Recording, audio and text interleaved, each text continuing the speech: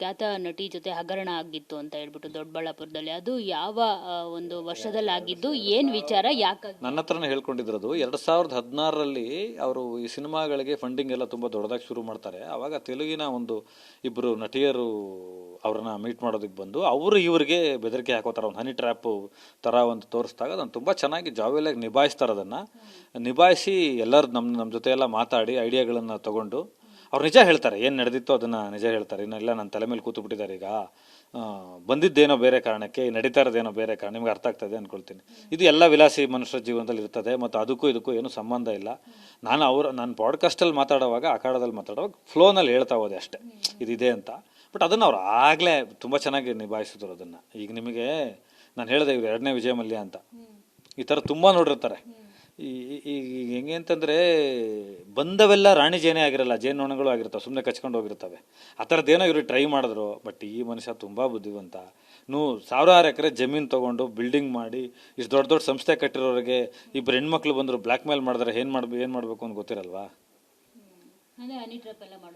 Try ಮಾಡಿದ್ರು, but ಅವ್ರದ್ದು ವಿಫಲ ಆಯಿತು.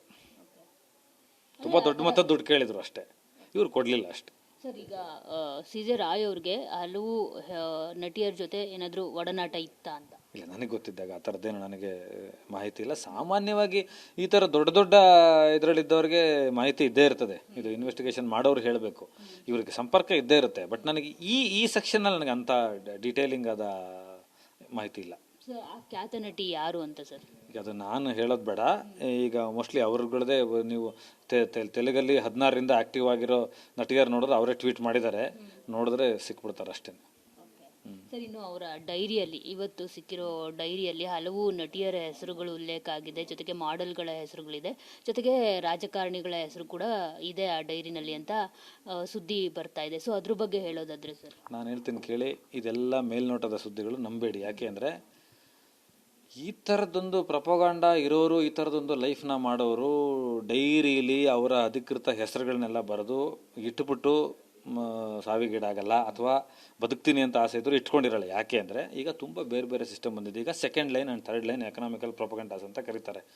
ಈಗ ಫಾರ್ ಎಕ್ಸಾಂಪಲ್ ನಿಮ್ಗೆ ಅರ್ಥ ಮಾಡಿಸೋದಾದರೆ, ನಾನು ಯಾರೋ ಒಂದಷ್ಟು ನಟಿಯರಿಗೆ ದುಡ್ಡು ಕೊಟ್ಟಿದ್ದೀನಿ, ನಟರಿಗೆ ಕೊಟ್ಟಿದ್ದೀನಿ, ಇನ್ನೇನೋ ಕೊಟ್ಟಿದ್ದೀನಿ ಅಂದರೆ ನನ್ನ 2ನೇ ಹಂತದಲ್ಲಿರ್ತಕ್ಕಂಥ ನನ್ನ ಡೈರೆಕ್ಟರ್ಗಳು, ನನ್ನ PAಗಳು, ನನ್ನ ಜೊತೆ ಕೆಲಸ ಮಾಡುವಂಥ ಎಕನಾಮಿಕಲ್ ಕೆಲಸ ಮಾಡುವಂಥವ್ರಿಗೆ ಫಾಲೋ ಅಪ್ ಕೊಟ್ಟಿರ್ತೀವಿ. ಇವ್ರು ನಮಗೆ ಇಷ್ಟು ಲಕ್ಷ ಹಣ ಕೊಡಬೇಕು, ಇಷ್ಟು ಕೋಟಿ ಹಣ ಕೊಡಬೇಕು ಅಂತ.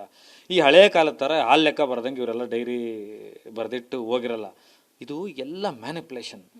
ನ್ಯೂಸ್ ಮೀಡಿಯಾಗಳನ್ನು ಬಳಸ್ಕೊಂಡು ಬೇರೆ ಕಡೆ ಹಾದಿ ತಪ್ಪಿಸ್ಬಿಟ್ಟು ಇದು ನಿಜವಾದ ನ್ಯೂಕ್ಲಿಯಸ್ ಏನಿದೆ ಕ್ರೈಮಲ್ಲಿ ಅದನ್ನು ತಪ್ಪಿಸೋವಂಥ ಒಂದು ತಂತ್ರಗಾರಿಕೆಗಳಿದು. ಸಿನಿಮ್ಯಾಟಿಕಲ್ ವಿಷನ್ಸ್ ಇದು.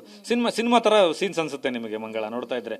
ಅದನ್ನು ಚೇಂಜ್ ಮಾಡೋವಂಥ ಗುಣಗಳು ಬಿಟ್ಟರೆ ಅಷ್ಟಕ್ಕೆಲ್ಲ ಈ ಸಾವು ನಿಮಗೆ ಹೇಳ್ತೇನೆ ಕೇಳಿ. ಇದರಲ್ಲಿ ನೀವೆಷ್ಟು ಗಂಭೀರವಾಗಿ ಇದನ್ನು ತಗೋಬೇಕು ಅಂತಂದರೆ, ಹತ್ತಿರ 50,000 ಕೋಟಿ ಹಣ ಇದು. ಒಂದು ರಾಜ್ಯದ ಬಜೆಟ್ ಥರ ಬರುವಂಥ ಹಣ ಇದು. ಅದ್ರ ಜೊತೆಗೆ 7-8 ದೇಶಗಳ ಇನ್ವಾಲ್ವ್ಮೆಂಟ್ ಬರುತ್ತೆ. ಒಂದು ಡಿಪ್ಲೊಮೇಟ್ ಆಗಿರ್ತಕ್ಕಂಥ ಒಬ್ಬ ಮನುಷ್ಯನ ಜೀವನ ಬರುತ್ತೆ. ದೊಡ್ಡ ರಿಯಲ್ ಎಸ್ಟೇಟ್ ಲ್ಯಾಂಡ್ ಮಾಫಿಯಾ ಬರುತ್ತೆ.